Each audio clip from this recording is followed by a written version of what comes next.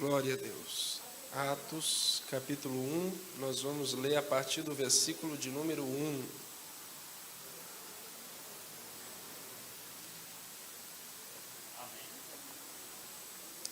Está escrito assim: fiz o primeiro tratado, ó Teófilo, acerca de tudo que Jesus começou não só a fazer, mas a ensinar, até o dia em que foi recebido em cima, depois de ter dado mandamentos pelo Espírito aos apóstolos que escolhera, aos quais também, depois de ter padecido, se apresentou vivo com muitas provas infalíveis, sendo visto por eles por espaço de 40 dias, falando das coisas concernentes ao reino de Deus.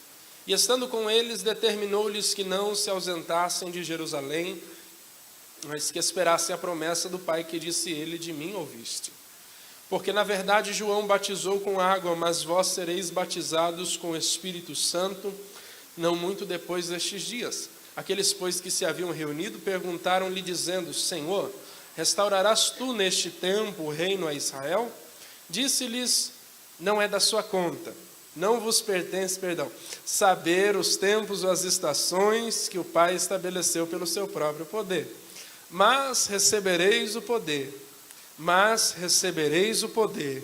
do Espírito Santo, que há de vir sobre vós, e ser-me-eis testemunhas tanto em Jerusalém como em toda a Judéia e Samaria, até os confins da terra. Amém? Eu quero falar com os irmãos essa noite rapidamente sobre as lições da ascensão.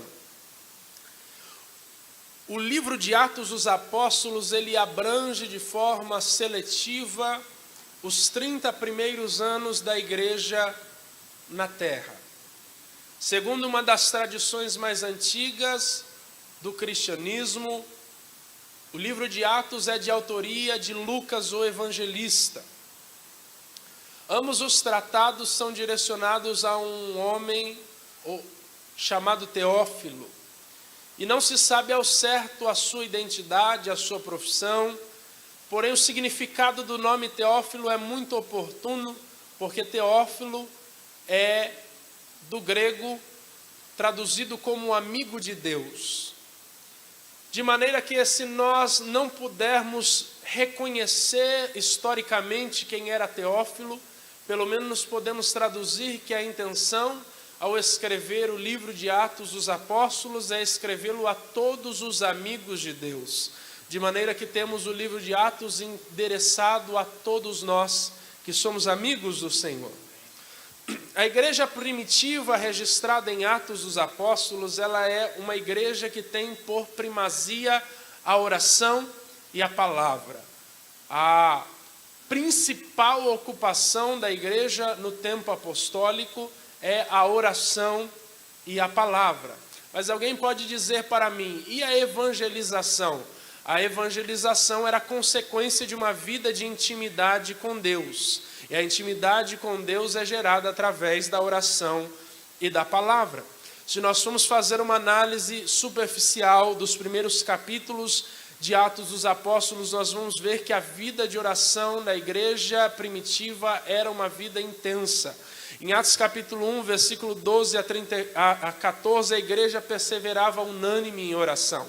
Em Atos capítulo 2, versículo 1 ao 13, quando o Espírito Santo desce no cenáculo, a igreja estava em oração.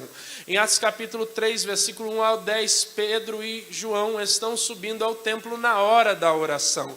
Em Atos capítulo 4, versículo 23 a 31, após o interrogatório de Pedro e João diante do sinédrio, a igreja se reúne para orar em ação de graças pelo grande livramento que Deus havia proporcionado. E no versículo 31 do capítulo 4, a Bíblia diz que, orando eles, o lugar onde estavam reunidos tremeu e todos foram cheios do Espírito Santo de Deus.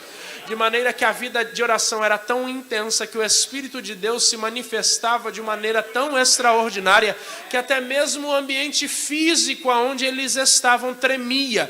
Alguém pode dizer: o Espírito de Deus se manifesta, a gente chora, a gente grita, a gente gente pula, a gente roda, a gente salta, a gente fala em línguas, mas a vida de oração da igreja primitiva era tão intensa que o ambiente onde eles estavam tremia pela manifestação da presença do Espírito Santo. Além disso, era uma igreja que tinha por primazia a palavra. Em Atos capítulo 2, versículo 14, no cenáculo Pedro prega a palavra e 3.000 pessoas se convertem. Em Atos capítulo 3, versículo 11 a 26, no templo, após ser interrogado, Pedro prega a palavra e 5.000 pessoas se convertem. Em Atos capítulo 4, versículo 5 a 22, perante o sinédrio, Pedro prega a palavra. Em Atos capítulo 7, versículo 1 a 53, diante do sinédrio, Estevão prega a palavra. Em Atos capítulo 8, versículo 4 a 8, em Samaria, Felipe prega a palavra. Em Atos capítulo 8, versículo 26 a 38, diante de uma só pessoa, o eunuco, Felipe prega a palavra. Em Atos capítulo 9, versículo 20 a 25, Saulo mal se converteu e já entrava nas sinagogas pregando a palavra. De maneira que de Atos 2 a Atos 9, a igreja pregava a palavra, seja para uma multidão de 3.000, de 5.000, para um sinédrio de 73 homens, ou para um único homem lendo o livro do profeta Isaías, isolado em uma carruagem, eles pregavam a palavra. A igreja não estava preocupada com quantidade, a igreja não estava preocupada com ambiente, a igreja não estava preocupada com quantas pessoas iam ouvir, se ia cair na mídia, quantas curtidas, quantas visualizações. A igreja estava preocupada em disseminar a palavra e dizer: Cristo breve vem. Cristo breve vem. Por ter a oração e a palavra como primazia, a marca da igreja primitiva, a marca do livro de Atos é o Espírito Santo. É de uma igreja cheia e direcionada pelo poder do Espírito Santo. De maneira que o Espírito Santo é mencionado só no livro de Atos cerca de 50 vezes. Ao longo de todo o livro de Atos dos Apóstolos. Sendo assim, o livro de Atos poderia tranquilamente ser chamado de Atos do Espírito Santo. Ou Atos do Espírito Santo através dos apóstolos. Porque a marca da igreja era o Espírito Santo. E ainda é. Agora, o texto que nós lemos fala a respeito da ascensão. E a ascensão é o registro das últimas palavras de Jesus antes de ser assunto aos céus. Esse texto está registrado em Marcos 16, 19, Lucas 24, do 50 ao 53. Porém, o texto que nós lemos em Atos do 1 ao 8, e o registro vai até o versículo 11, nós temos o registro mais completo das últimas palavras ditas por Jesus aos seus discípulos. E dela nós vamos tirar algumas lições essa noite. Porque Jesus estava comissionando os seus discípulos para uma missão. Porque até agora, os discípulos tinham Jesus para segurar a bronca fisicamente, caso eles não conseguissem resolver. Mas a partir de agora, a igreja deveria assumir a dianteira e avançar na missão que Cristo havia estabelecido. Só que Cristo entrega uma missão, mas também não está aquém de nós que estamos agora protagonizando a dianteira do cumprimento dessa missão. Cristo, além de nos entregar a missão, Ele entrega a nós as ferramentas necessárias para o cumprimento da missão. Ele nos dá uma ordem, Ele nos dá o direcionamento, mas Ele nunca vai nos deixar sem os recursos necessários para o cumprimento da missão que Ele estabeleceu a nós. Então, Ele vai primeiramente liberar uma promessa. Que promessa? Uma promessa que Ele mesmo está liberando, está no versículo 4. E estando com eles, determinou que não se ausentassem de Jerusalém, mas que esperassem a promessa do Pai, que disse Ele: de mim ouviste. A promessa tem garantia de cumprimento, porque ela saiu da boca do próprio Jesus. E a Bíblia diz, o profeta Isaías diz que seca-se a erva, murcha-se a flor, mas a palavra de Deus permanece para sempre. Jesus diz: passa céu, passa terra, mas as minhas palavras não hão de passar. Então, se Jesus liberou a promessa, Ele garante o cumprimento dela. Agora, é preciso compreender que o propósito dessa promessa, e aliás de todas as promessas de Deus, vão muito mais além do que alcançar apenas a quem foi prometido. Toda promessa de Deus tem o objetivo de alcançar muito além do que apenas aquele que recebeu a promessa. Nós precisamos compreender isso. O propósito da promessa de Deus é alcançar o maior número de pessoas através de quem recebeu a promessa. Se nós recebemos uma promessa, a promessa vem para nós, mas não morre em nós. Ela está para impactar o maior número de pessoas ao nosso redor. Gênesis capítulo 12, versículo 3 diz: abençoarei os que te abençoarem, amaldiçoarei os que te amaldiçoarem, e em ti serão benditas todas as famílias da terra. Quem recebeu a promessa? Abrão. Quem recebeu a promessa? Mas quem seria abençoado através da promessa que ele recebeu? Todas as famílias da terra, porque as promessas de Deus são para alcançar todos os que estão ao nosso redor através de nós. E por não compreendermos este princípio, nós vemos a promessa de Deus se distanciar do seu cumprimento cada vez mais. Por quê? Tiago diz no capítulo 4, versículo 3 da sua epístola: pedi e não recebeis, porque pedistes mal. O que é pedir mal segundo a compreensão de Tiago?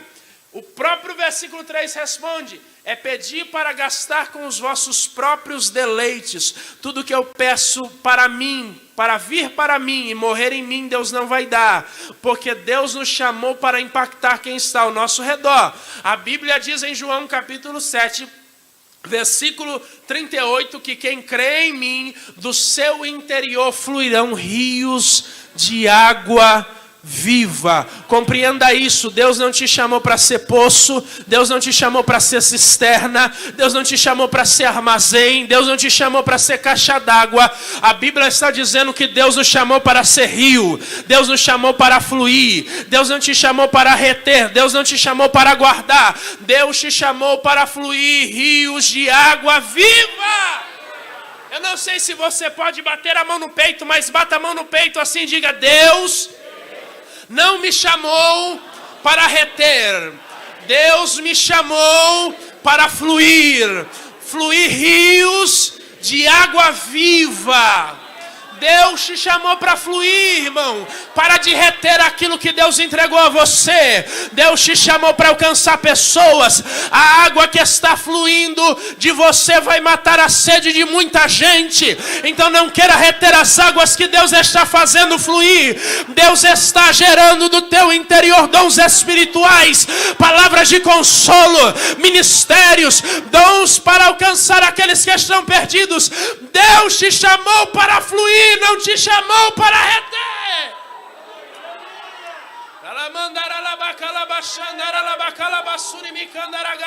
Deus te chamou para alcançar. Tem gente para tomar a água que está fluindo de você.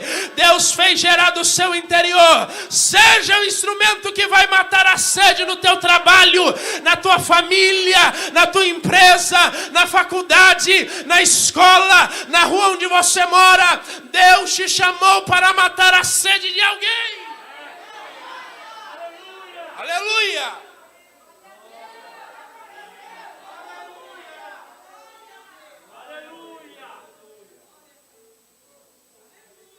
Depois de revelar a promessa, Jesus agora revela a condicional.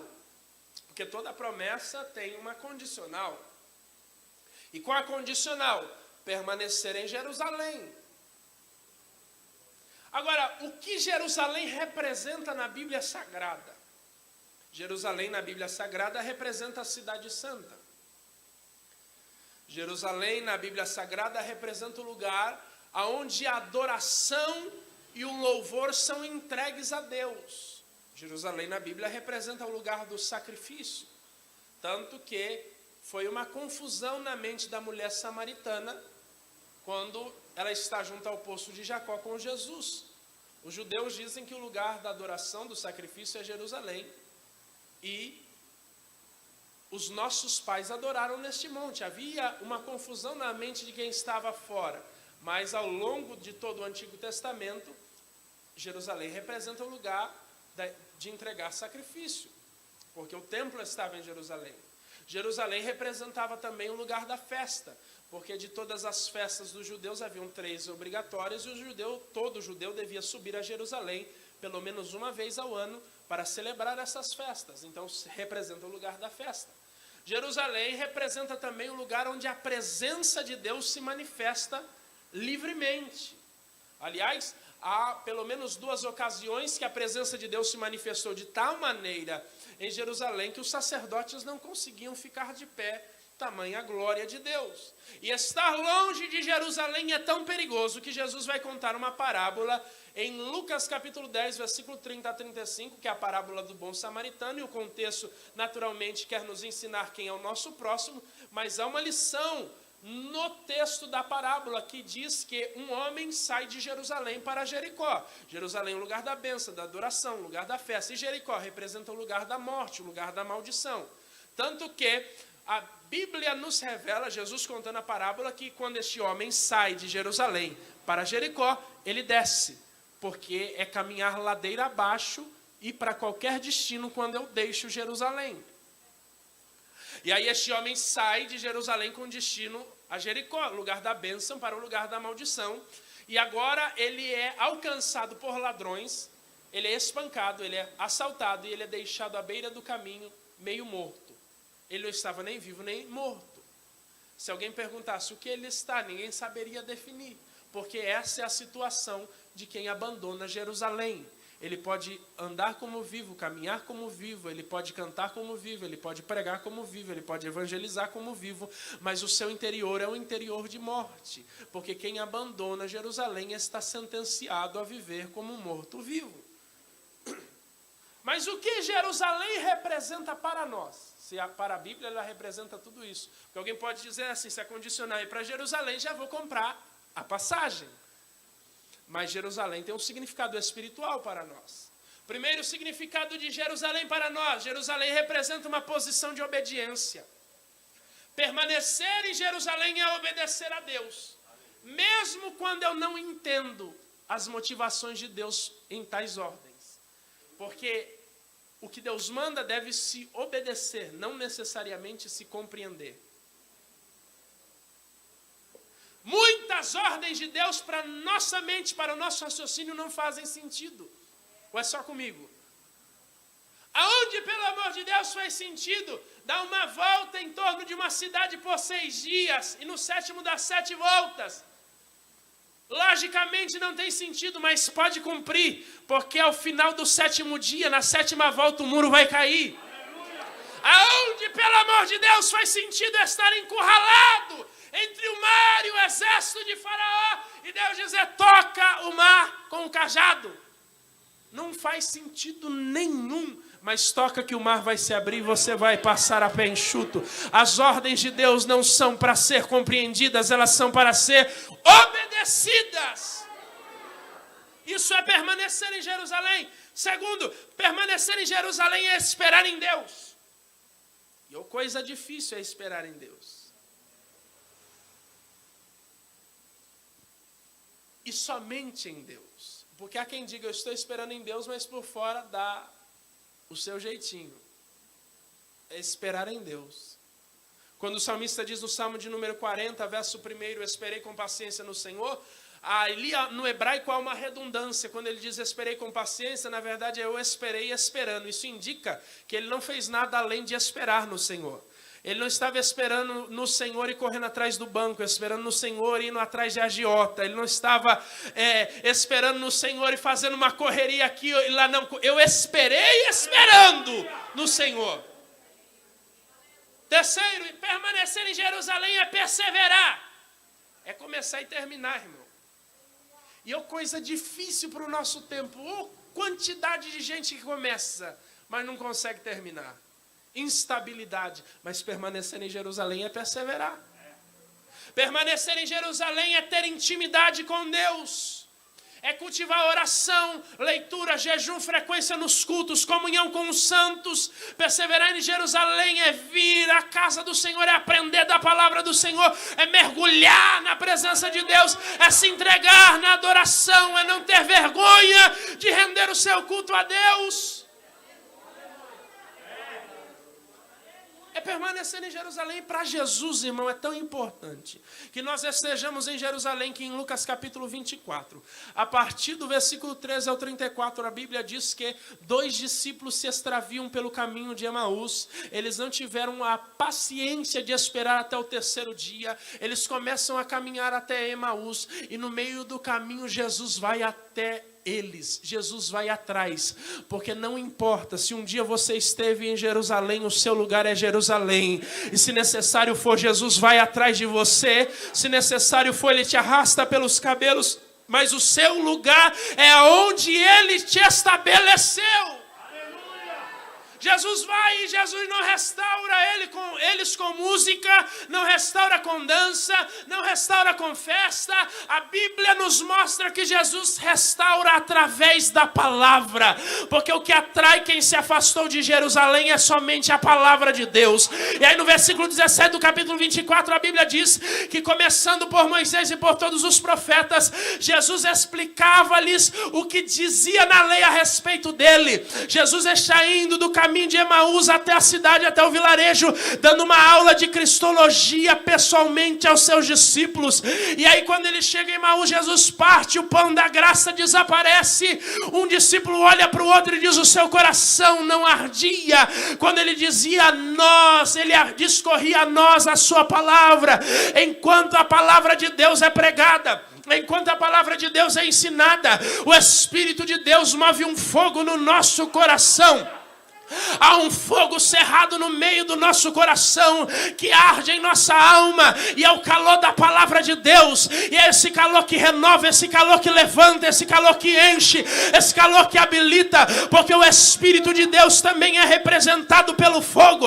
A Bíblia, aliás, diz que Jesus batizaria com o Espírito Santo e com fogo, e no dia de Pentecostes foram vistas línguas repartidas como que de fogo, e o Espírito de Deus que derramou fogo na igreja, no cenáculo, ainda está aqui para acender corações apagados.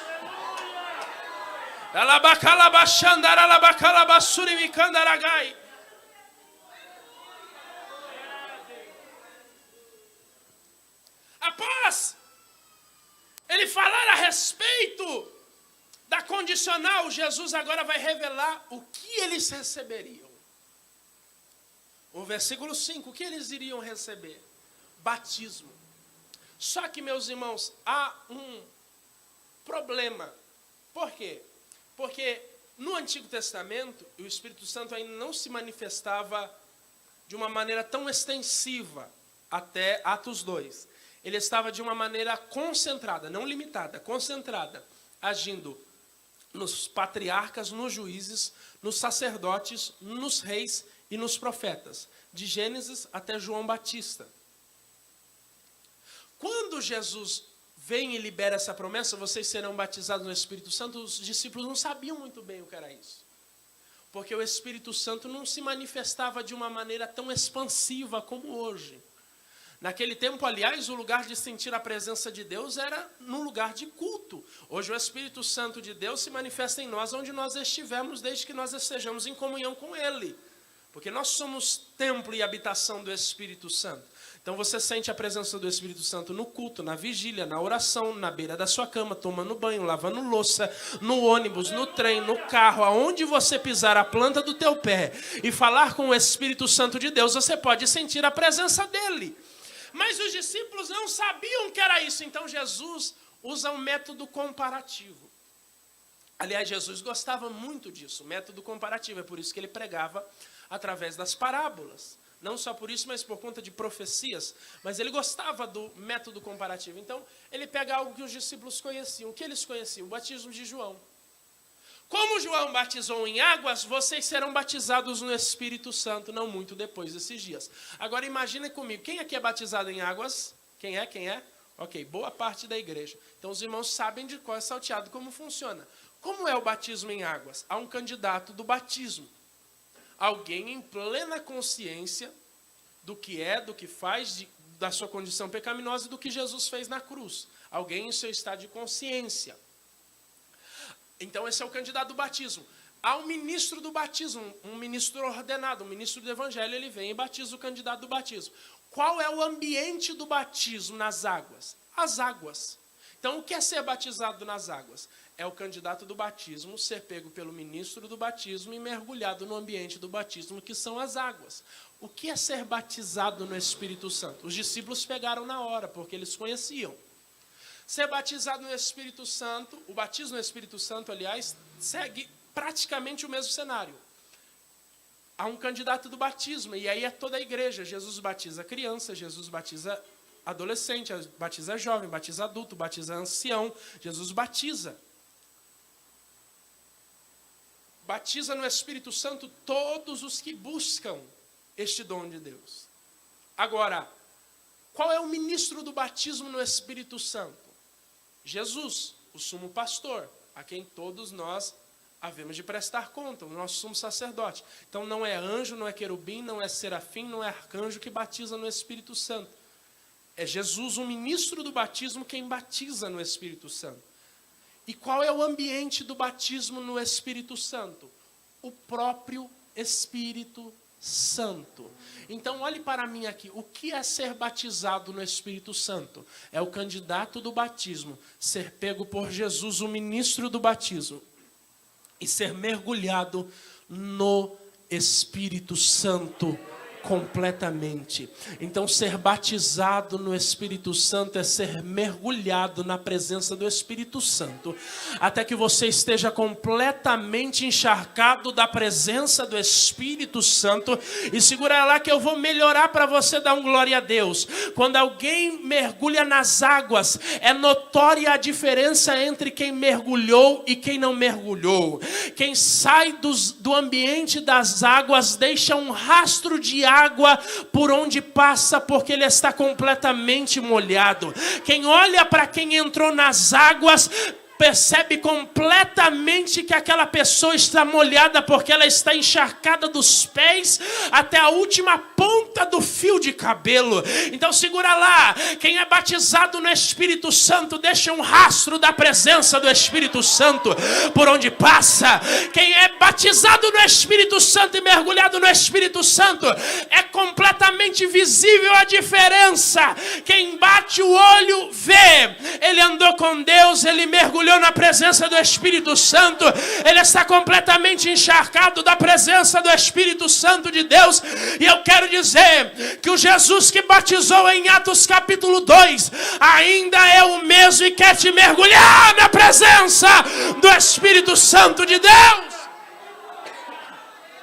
Jesus quer te mergulhar na presença do Espírito Santo, para que você deixe um rastro da presença de Deus onde você pise a planta do seu pé, para onde você passe e vai deixar um rastro da glória de Deus. Segura que eu quero profetizar para você, e se você crê, levanta a sua mão, se você não crê, coloca no bolso.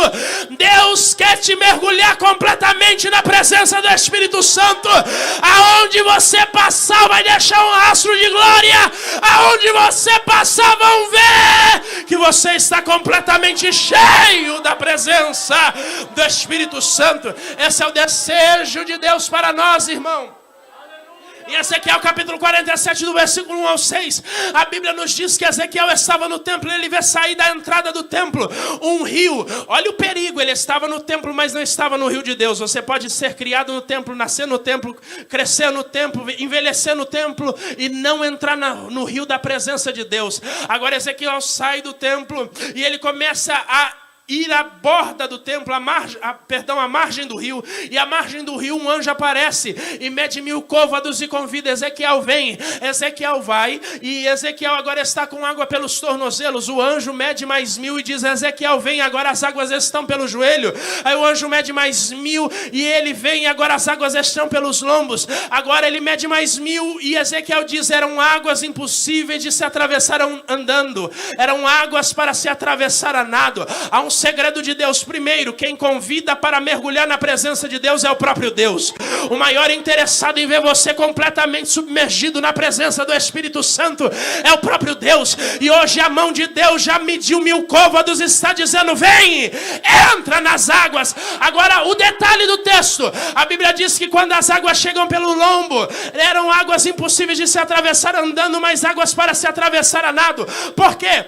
Porque na cultura judaica, disse a tradição que toda a força do homem se concentra na coluna lombar. De maneira que o judeu acreditava que um homem podia ser completamente dominado se ele fosse dominado por esta região da coluna lombar. Quando a Bíblia diz que as águas chegaram no lombo e eram águas impossíveis de se atravessar andando, mas águas para se atravessar a nado, a Bíblia está dizendo que há um lugar na presença de Deus que a nossa força não leva, que o nosso pé não alcança, que o nosso braço não consegue nos levar, mas ainda assim o anjo vem, Jesus vem e nos toma pela mão e nos leva e nos torna a trazer. Há um lugar na presença de Deus que Ele tira o nosso pé do chão e agora quem nos conduz é o próprio Deus. Há um lugar que Deus quer te levar e Ele vai te conduzir até lá. Há um lugar que você não consegue chegar pelo teu braço, pela tua perna, a tua força não leva, mas o Espírito de Deus vai te tomar pela mão e vai te levar.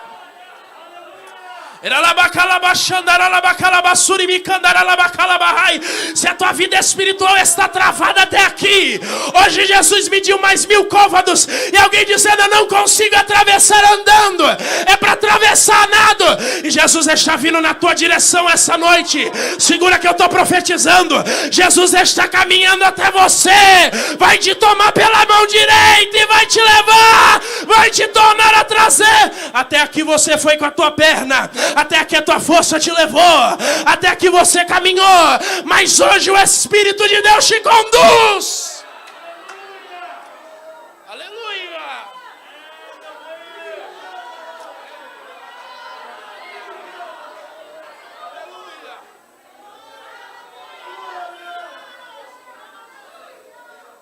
Oh,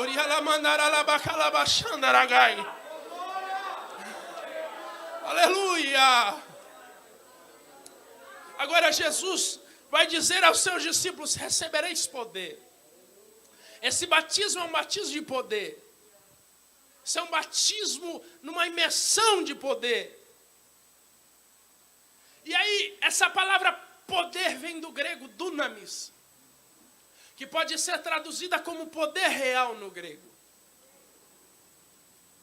Jesus está dizendo: eu vou lhes conceder um poder que é incomparável. Só que esse poder não é poder para ter. Que há muita gente querendo poder para ter, para fazer rodinha de poder, para ver quem fala mais em línguas, para ver quem profetiza mais, para ver quem prega mais, para ver quem canta mais. Mas Jesus não dá poder a ninguém para ter. Jesus dá poder para ser. O poder tem endereço. Vocês receberão poder para ser. Ser o quê? Testemunhas. E a palavra testemunhas vem do grego marturos. E a palavra marturos dá origem à nossa palavra portuguesa mártir. Quando Jesus diz: vocês receberão poder para serem testemunhas, Ele está dizendo: eu vou lhes conceder um poder tão extraordinário, para, se necessário, vocês enfrentarem a morte de frente, cara a cara, e não serem paralisados por ela. Vocês, através desse poder, vão avançar mesmo diante da oposição da morte.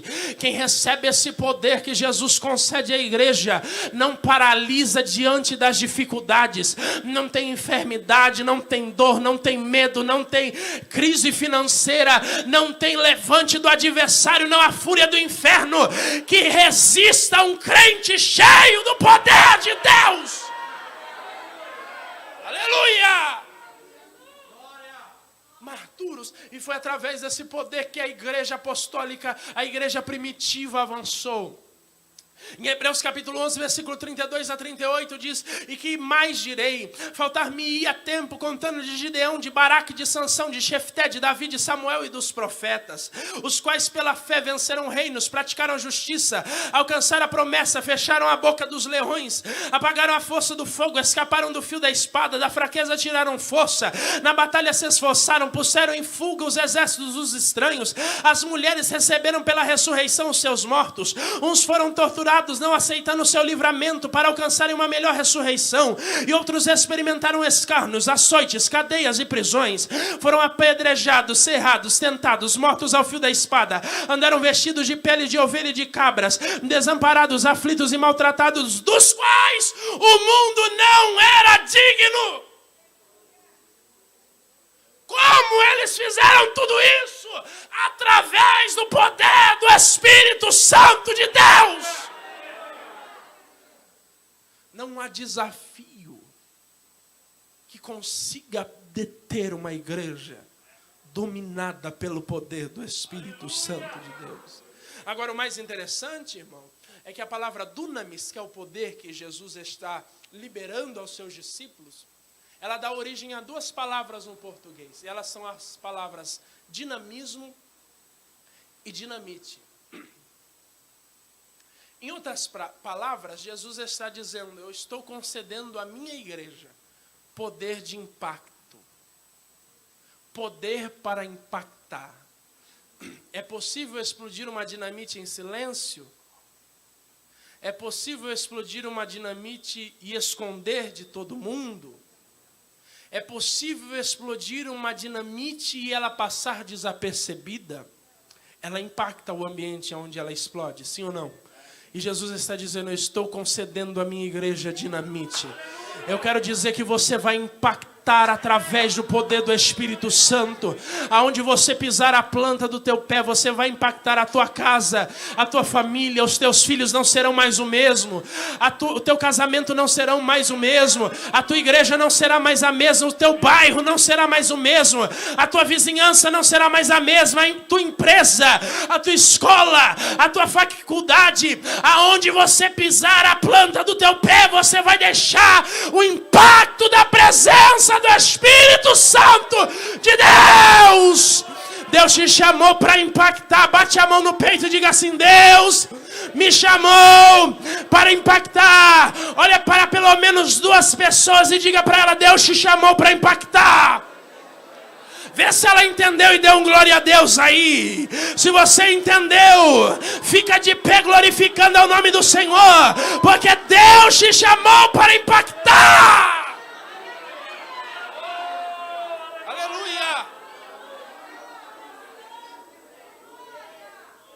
Nós vamos orar por este revestimento de poder. Se você não é batizado no Espírito Santo, essa é a sua oportunidade. Como eu faço para ser batizado no Espírito Santo? Não há receita. Eu lhe convido a você fechar os olhos e glorificar ao nome do Senhor. Até que o Espírito Santo, até que você seja mergulhado na presença do Espírito Santo. Ah, eu já fui batizado, mas eu preciso de um renovo. Jesus, renova. Você pode voltar a falar em línguas ainda essa noite. Se você profetizava, Jesus pode lhe tocar ainda essa noite, para você voltar a ser boca de Deus. Se você tinha dom de curar, Jesus pode restaurar o teu dom ainda essa noite. Se você pregava, se você cantava, se você tocava, se você servia, Jesus tem renovo para você. Se você tem desejo de dom espiritual, o Espírito Santo, que distribui dons da maneira que lhe apraz, pode distribuir dons no meio da igreja. Meu irmão, há uma teologia por aí falida, dizendo que o batismo, que o poder, que os dons eram só para a igreja em Atos dos Apóstolos, porque a profecia de Joel foi cumprida.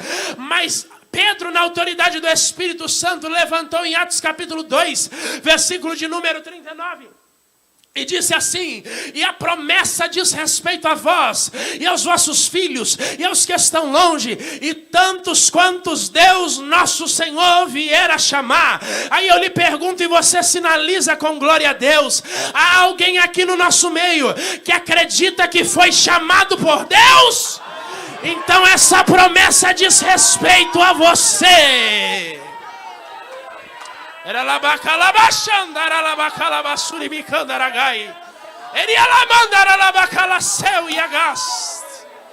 Fecha os seus olhos e comece a orar ao Senhor.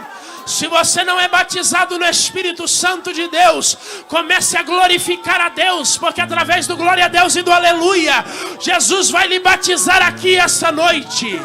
Se você precisa de um renovo espiritual, comece a orar ao Senhor.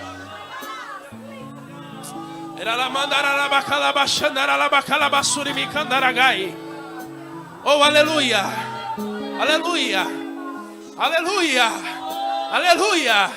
Vai falando com Deus, a sede é sua. Eu não posso beber água por você, eu não posso comer por você, eu não posso me saciar por você, eu também não posso ser cheio do Espírito Santo por você. Quem tem que se encher é você. Então esquece quem está à tua direita, esquece quem está à sua esquerda. Se você quiser chorar, não tenha medo de borrar o rímel, não tenha medo de borrar a maquiagem. Isso dá para refazer. Mas uma oportunidade como essa, em que a igreja está reunida para adorar a noiva ao Senhor dos Exércitos, ao noivo, você não pode perder, porque essa pode ser a sua última noite, essa pode ser a sua última chance, esse pode ser seu último momento. Jesus pode voltar agora, a trombeta pode soar. Então comece a buscar a presença do Espírito Santo de Deus. Vai, vai.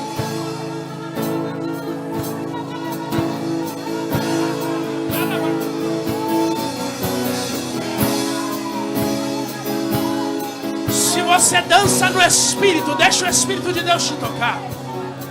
Se você profetiza, deixa o Espírito Santo te tomar.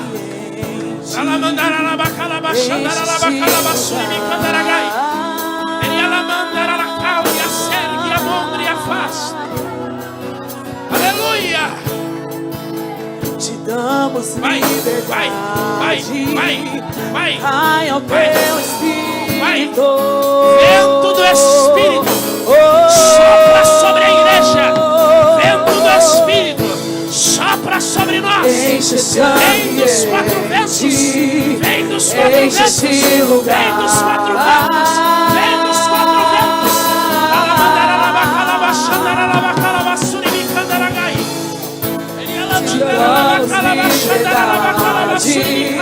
Que caia o teu Espírito sobre nós. Vem fazer o que nenhum homem fez. Vem fazer o que a história nunca viu. Vem cumprir o descrito em Joel. Aviva-nos, aviva-nos. Vem fazer o que nenhum homem fez. Fazer o que nenhum homem nunca viu. Aviva-nos, aviva-nos. Vem fazer o que nenhum homem fez. Vem fazer o que a história nunca viu. Vem cumprir o descrito em Joel. Aviva-nos, aviva-nos. Vem fazer o que nenhum homem fez. Fazer o que a história nunca viu. Vem cumprir o descrito em Joel. Aviva-nos. A terra clama. A terra chama, chama, chama. Mais uma vez queremos ver o céu.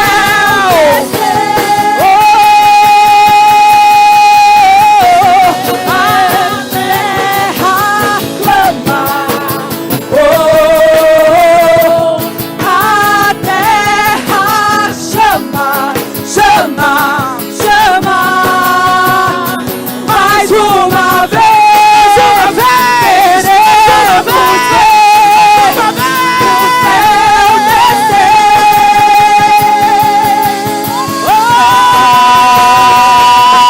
Que seja hoje, que seja agora, vem derrama o teu Espírito. Que seja hoje, seja agora, o teu Espírito. Que seja hoje, seja agora, que se cumpra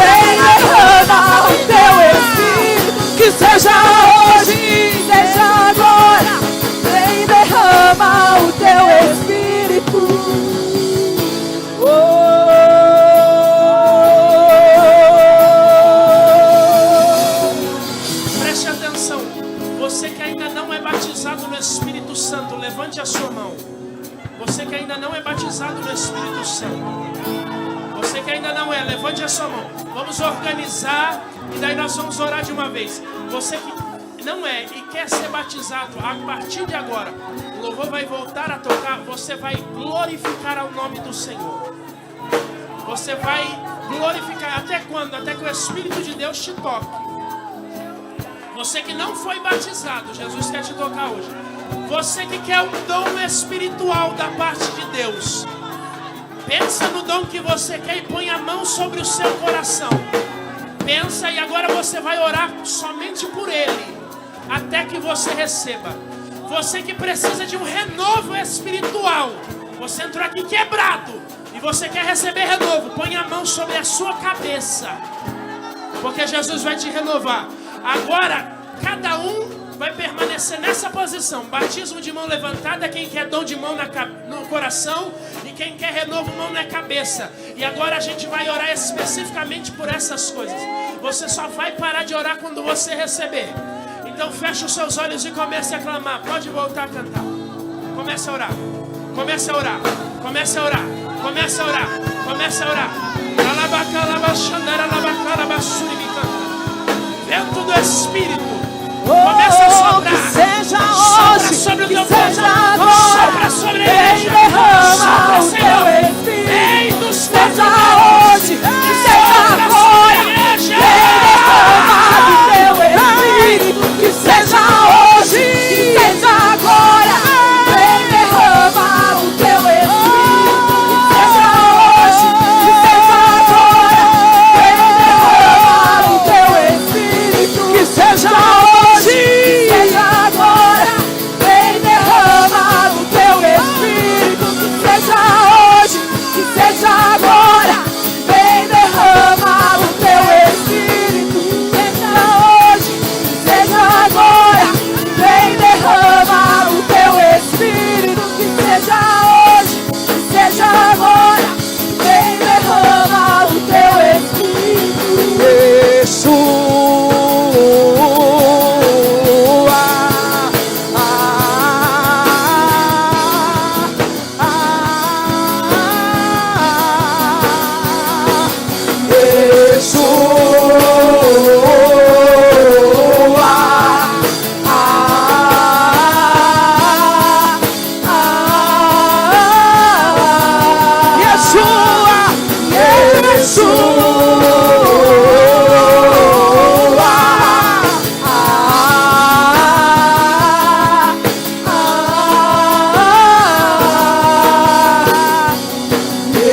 Espírito Santo de Deus, começa agora a tocar, Senhor, pela tua graça, a tua igreja.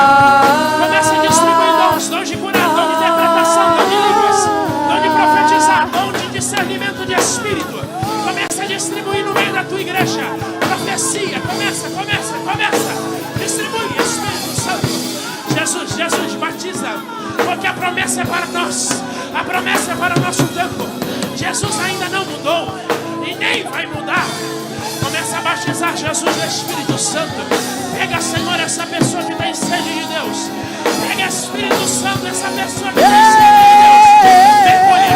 Mergulha. Levanta pessoas para impactar. Tem gente aqui para fechar rastro de glória por onde passar. Ah, Espírito Santo.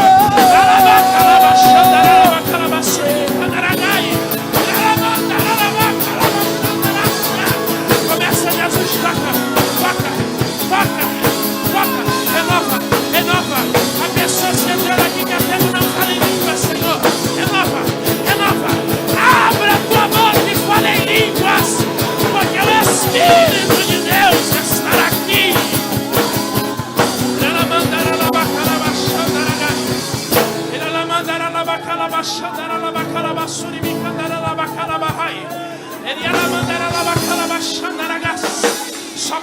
Sopra.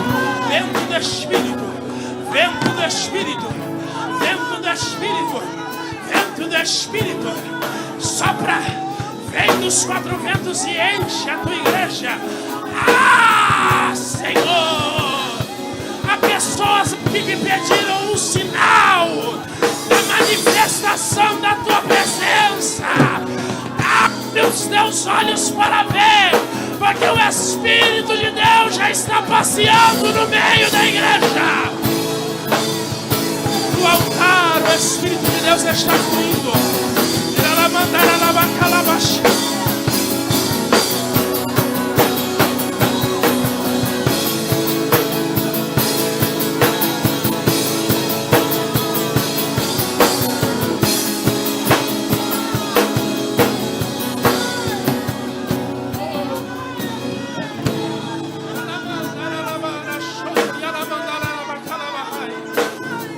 Há alguém no nosso meio essa noite que quer entregar a sua vida a Jesus. Você ainda não é crente e você veio essa noite a convite de alguém, mas você quer experimentar o que está fluindo aqui essa noite. Levanta uma das suas mãos que eu quero te conhecer. Há alguém que quer entregar a sua vida a Jesus aqui essa noite? Levante as suas mãos que eu quero te conhecer. Ou você estava afastado da casa de Deus e hoje você quer retornar? Levante uma das suas mãos.